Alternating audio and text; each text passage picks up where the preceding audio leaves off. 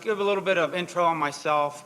And, the intent of the talk today is to talk about HPC and how it's really, entangled in our lives and in our future moving forward. And to talk to some degree about some of the challenges in the future that we see. My background, if you can't tell, I am a Longhorn. There's a reason for that. I'll get to it in a minute.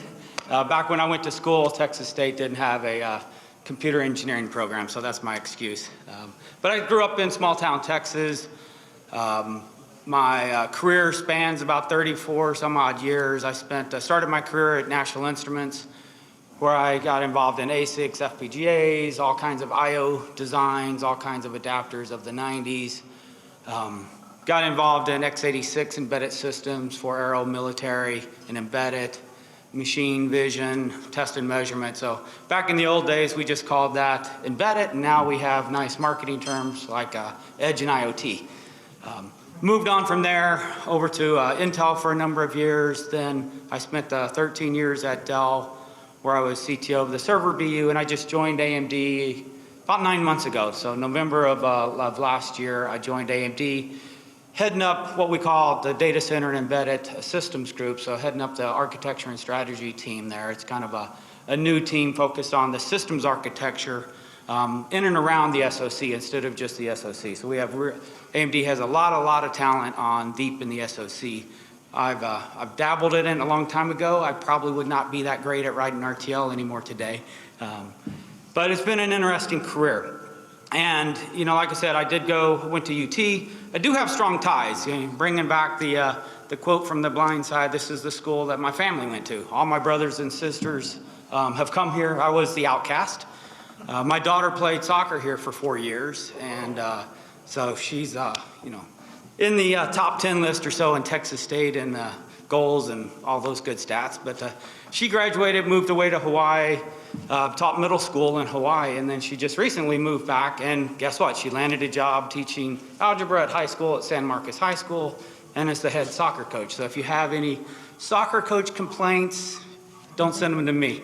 I'll give you her contact info. But really excited. San Marcos has been a big part of our life, throughout this is where my wife went to school as well. So like I said, it's where the family has gone, with the exception of me.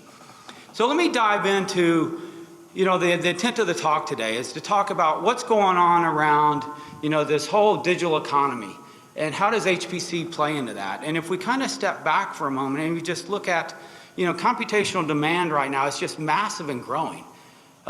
It's unbelievable the amount of demand that is outpacing the capacity in supply chain right now, to be quite honest. There's about 4 billion or so users on the internet connected. There's about 21 billion devices, and we're producing about, over 400 exabytes of data is projected by 2025. So just a huge, massive wave coming at us.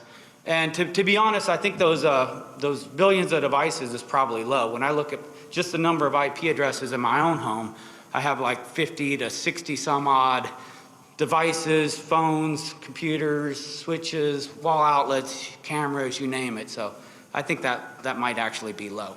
But the point is, it's just this huge computational demand, and we're just getting thrashed by this big wave coming at us.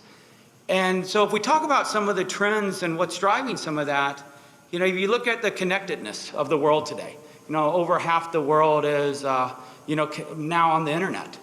Many of them describe themselves as connected constantly. There's probably a few in here right now that are texting or emailing instead of listening to me, which is okay. You're not going to offend me. I've been known to get distracted in meetings with my own phone, so that's okay. But, in much of the world, too, mobile access is more prevalent than electricity in some cases. And so we just have this ubiquitous compute everywhere. And if you think about not just smartphones, but the smartphones, your watch, your trackers, they're just high-density sensor collectors. And all this data is just driving, like I said, over 400 exabytes of data by 2025 is projected. So we just have this huge amount of connectivity and sensors all around us. And, oops, I hope they're following my slides back there. If you want to go to the next slide. Sorry, we're not interlocked with a clicker here. the digital acceleration has been driving, and we were already on this fast path for digital acceleration, and then the pandemic hit, and it just put fuel on the fire. What was once a convenience to work from home has now become mission critical. There are a lot of companies that, in the span of a couple weeks, had to go from 10% of their workforce remote to 90% remote. And if you look at the graph on the right, just the amount of Zoom meetings, just flew by. But now we're getting used to this world. Maybe it's good, maybe it's bad. I actually like being connected to people and whiteboarding in offices. But this distributed workforce is like I said, it's gone from convenience to critical. And this whole digital acceleration is impacting both the volume and the types of data. I mean, if you look at just how much telemedicine has risen in just this year, I don't know how many of you have done telemedicine calls in the last year, but I know I've done a couple. One of my best stock picks ever was Teladoc, which I bought right before the pandemic. So that was actually a very, very good buy. Dumb luck. Don't ask me for other stock tips. That was pure dumb luck. But that's gone up over 5x just in 2021. And I honestly, I don't think these things are going to revert back to the old way. If we go to the next slide, one of the other key trends going on is while we have this, this huge amount of data volume and diversity, it's complex. We're collecting, data on everything now. It's no longer a simple relational database of text CRM kind of thing. It's, we're basically digitizing the analog world. And we all know the analog world, there's all kinds of representations and accuracies and bit widths and precisions that make it really complex. And a lot of our old legacy data architectures were all oriented towards the human needs. How do humans look at the data? How many spreadsheets, how many graphs so humans can make decisions? We've been advancing with analytics, with machine learning, and with on-premise data movement, but this huge deluge of data is causing us to find more and more ways to do automated decision making. And this was, where machine learning comes in. But that volume and types of fuel is just adding more fuel to this, to driving us to find new approaches to data architecture, to new computation, and then bring in the real time. I don't know how many of you use digital assistants, but if you look at data in general, it has a time intrinsic value. So either you process it and get some value out of it, or you shouldn't process it because, how many of you are gonna, ask Siri a question if it takes her, 5 minutes to get back to you? You're not going to use any of those digital assistants if they don't have that real-time intrinsic return for you. And that's true for business. As they have all this data, they have to figure out ways to get this real-time intrinsic value out of all the data they're mining. Now, if we go to the next slide, and so in comes, high-performance computing. It's really at the center of today's digital world. And if you look behind the scenes, if you look behind Siri, you look behind Alexa, you look behind almost any digital assistant or anything that's automated, whether it be in the cloud or on-prem, there's some type of high-performance computing behind the scenes. And it's really, we're in this real mega cycle of needing more high performance, again, as we have this deluge of data. And it's being used across the spectrum. It's not just for, science anymore. But it's, we're using high performance computing in the cloud. It's going to be part of the 5G comms infrastructure. It's being used in AI and analytics already today massively, and adaptable intelligent systems. And I'll show you a great example of one in a moment that who would have thought of a couple years ago. And then of course, the gaming, personally, I'm not a gamer, so I don't not quite get, but I'm impressed as heck by the games. The realistic nature of games today.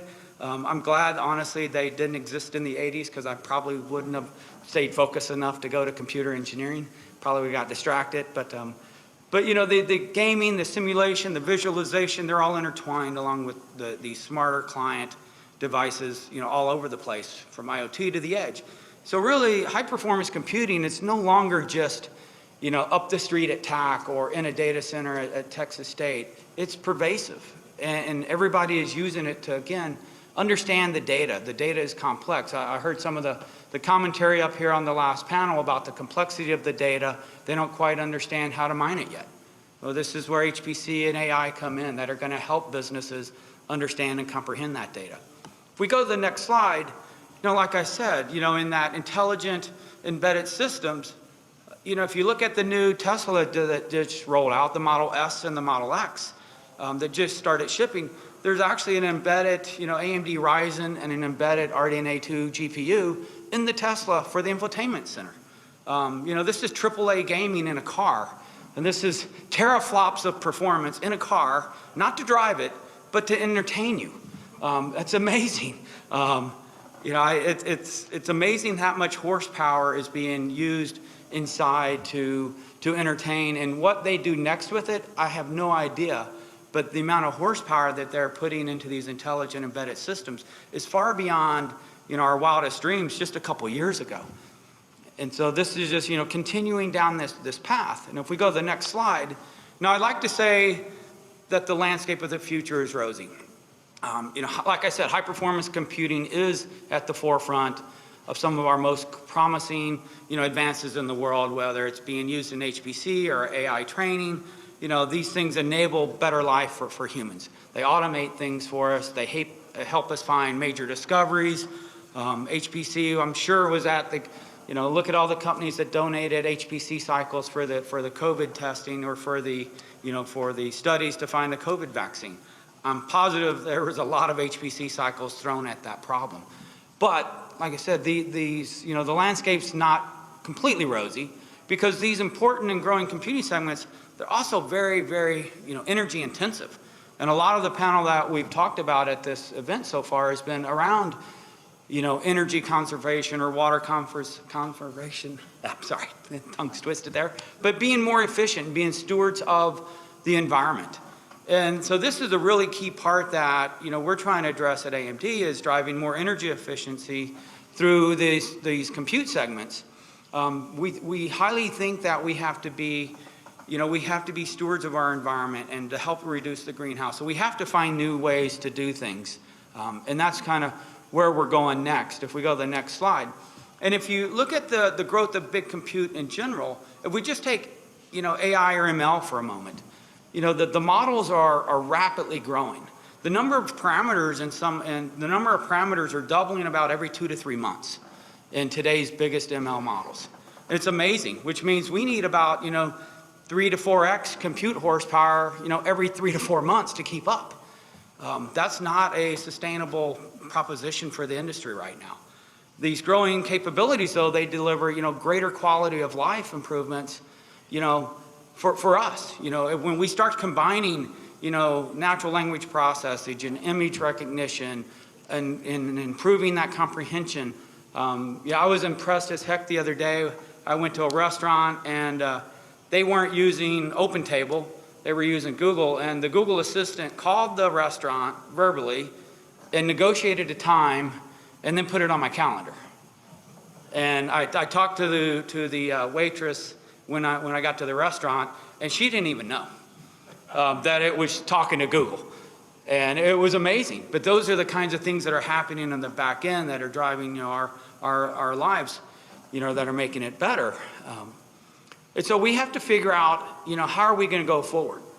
And if you look at the headwinds, though, of the industry, I promise you I'm not going to be the 1 millionth person to say Moore's Law is dead. It's not. It's an economic law. As long as it's economically feasible, we'll keep pushing it. But there's no doubt in the industry that it's slowing down. And a lot of our computational growth in the past has been enabled by, continuing down the progression of the improvements of Moore's Law. And at the same time, we have, I don't know what fancy law they're going to call it, but the increasing cost law, as Moore's Law slows down, is definitely being observed by the industry. I mean, if you just look at the supply and demand right now, supply is way outstripping demand, that drives costs up. That's just supply economics. And so we're in this mode, and if you look at, the top 10 or the top 100 supercomputers on the bottom of this graph, you don't see any downward trends on the #1 supercomputers becoming less powerful. It's just up and to the right.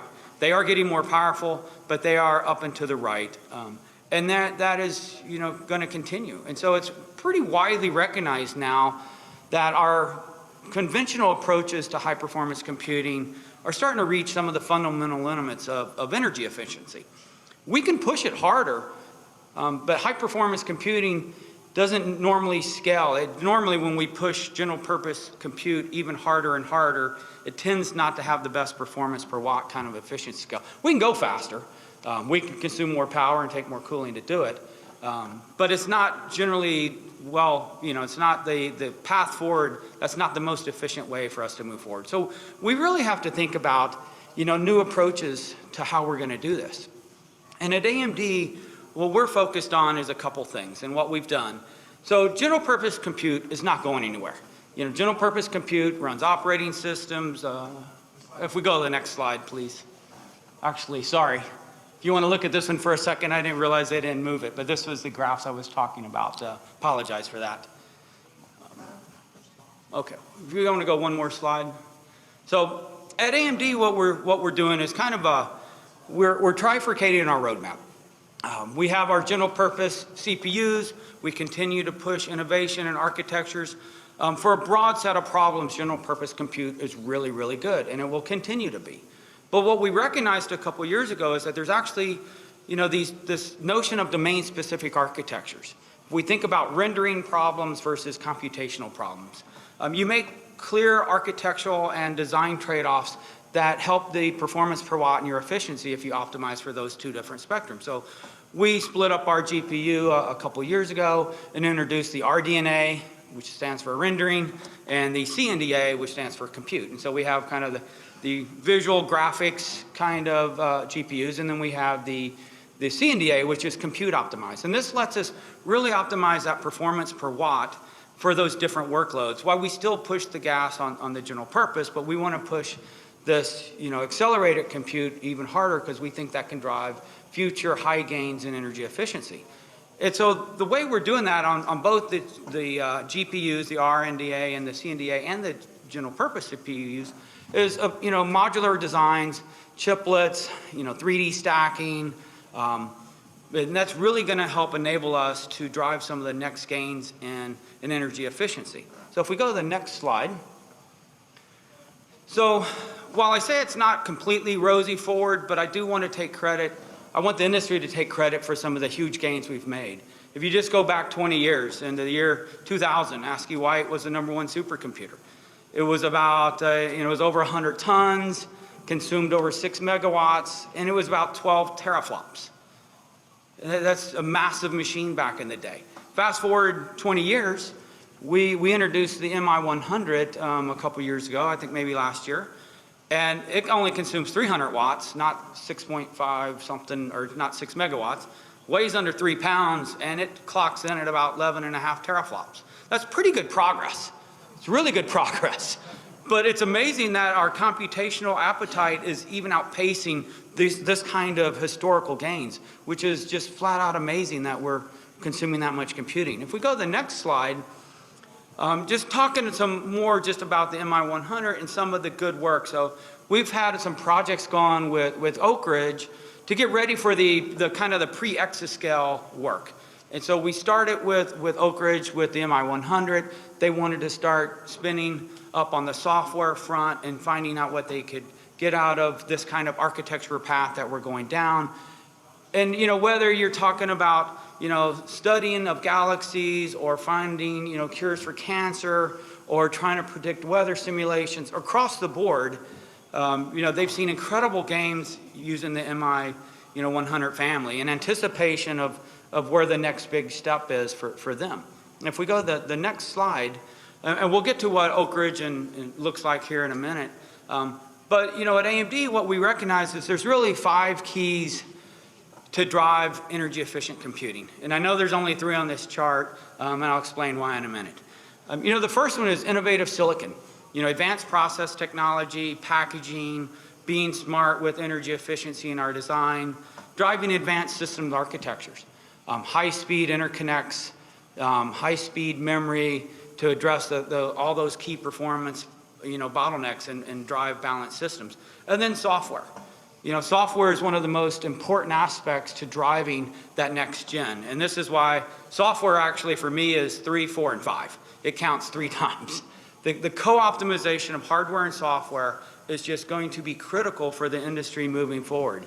Parallel programming, using OpenMP, ROCm, all co-optimized together are going to be critical for us to really take advantage and harness this next wave of computing. Because if we keep doing it the same way that we did in the past, the power efficiency is just not going to be gained. We're not going to get that computational uplift that we need. And if we go to the next slide, the other thing that we've done at AMD is really drive innovation between the CPU and GPU.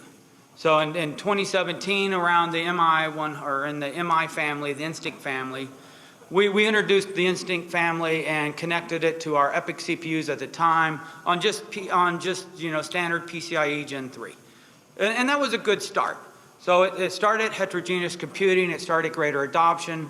Later on, in our second generation, we started to interconnect, the GPUs themselves using the Infinity Fabric. So we created a high-speed highway between all our GPUs so that they can share parameters, easier to program, easier to share data. It's a lot more bandwidth and lower latency than going across, your general purpose PCIe interconnect, because it's a highly tuned interface between the GPUs.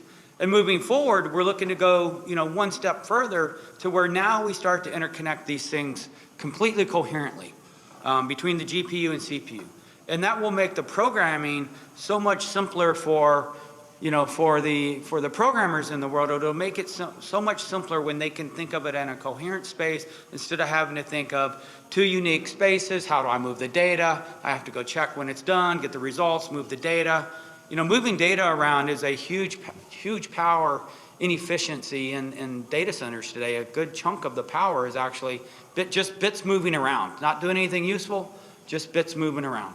And so by getting to highly optimized interconnects and coherency, we can eliminate some of those inefficiencies. And the outcome of that, if we go to the next slide, is AMD has had some incredible success at some of the new leading, in this new era of exascale computing. So in the US, Frontier will be the first US exaflops system. It's pegged to being 1.5 exaflops. And it's going to be built using our AMD EPYC CPUs and our Instinct, MI200 GPUs. It's expected to be more powerful. If you look at the top 500 list and you sum up the top 34, this one system will be faster than those top 34 combined. And those top 34 combined today consume about 150 megawatts. And this system will, from what last I saw, I think it was pegged between 20 and 30 or something. So, faster than the top 34 at a fraction of the power of those top 34. And then if you look at the one coming in, and that's coming out into I think this year. And if you look at the one beyond that, and that Frontier system is for the Oak Ridge National Laboratory. And if you look at the second system that we're working on, El Capitan, this is for the Department of Energy. This is a 2 exaflop system. This will be a next generation EPYC and Instinct GPU, expected to be over 2 exaflops. This is, expected to be, if you look at today's top 100 or top 500 list, that one machine will be more powerful than the top 118 combined, which is amazing. And this, the Frontier system that we're deploying will be, considerably faster than today's number one at a fraction of the, power-wise, it's still going to be about the same power, but the performance level, like I said, is incredible. And so we're seeing this era of HPC that we have to prepare for the exascale generation. We have to start getting prepared for the new computational models. And if we go to the next slide, what we're doing at AMD is really driving an open ecosystem to make sure that, the whole AMD ecosystem, the tools, compilers, profilers, debuggers, math libraries, all those good things. And if you want to ask a bunch of questions about that, we have Mike here to answer all the really hard questions later about what we're doing on the software ecosystem. And there's a lot of other support for open source. But the first step in all this is, like I said, we have to get the hardware optimized and efficient along with the software to support it. And then we have to start really teaching people about how to use it. How do they think about programming differently than they have in the past? And so there's some links on there if you want to go look at, the ROCm software stack that AMD has. But if we go to the next slide, like I said, we have to start teaching. We have to start educating. So AMD has set up the Instinct Education and Research Initiative. And this is basically, it's a no annual fee, to come join. And this will get you access to, AMD Instinct Technologies, the ROCm software community, the ROCm Learning Center, training, education material, all those things that we need to do to make sure that, we're advancing the state-of-the-art technology in a meaningful way. And I think programming in this kind of massive parallel using accelerated computing is going to be critical to driving our, energy efficiency needs in the future. And I think that is the last real slide, but I would be remiss if I was down here close to a university and not let you know that we're hiring at AMD across all disciplines. Engineering, sales, marketing, corporate functions, internships, co-ops. AMD is going through a very, very good growth spurt. So if you have friends, talent individuals, children, grandchildren that are coming out of college, we are looking at all levels and all hires. And let me just close with, the legal aspect of this, which, read that real quick, would you please? But otherwise, I want to appreciate the time and the opportunity to come and speak to you all today. I hope you have a great rest of the conference, and I want to thank, I guess we have some questions. How long do we have for questions? One question, okay. Okay, one question. If you go back to your slide on software, you mentioned nothing about virtualization relative to virtual machines, running virtual machines in these environments to get further extension of that CPU. Can you comment on that? Yeah, so at the CPU level, we definitely have, world-leading support for virtualization on our EPYC CPUs. On the GPU front, I would say in general, the GPUs have not advanced as far as the CPU population in terms of virtualization. There is broad-based support for virtualization, though, with GPUs in different modes. In HPC hypervisors, virtualization has not been taken off, I would say, in HPC, mainly because most of these machines, people are trying to get every last performance drop they can, and they don't want to lose that, whatever performance loss in a virtualization layer. But it is, we are definitely working and looking at the future on how we enable, because when we think about the future of software, and there are some people doing an HPC with virtualization, but they're doing it, the ones that I know are doing it more like one-to-one for the management aspect. And so it's basically one giant VM on the entire machine. And that can save off some of the performance inefficiencies that virtualization can have. But so we are definitely looking at it, and if you look at moving forward as we think about going beyond virtualization to containerization or function as a service, we're going to have to be smarter about how we dice up GPUs in the future. I would agree. I'm being waved off from asking you to follow on. So you please find me in the back if you have further questions. That was my Okay, now I got the red card. Again, thank you all, and have a great rest of the day. Thank you, Barbara. Thank you, Robert.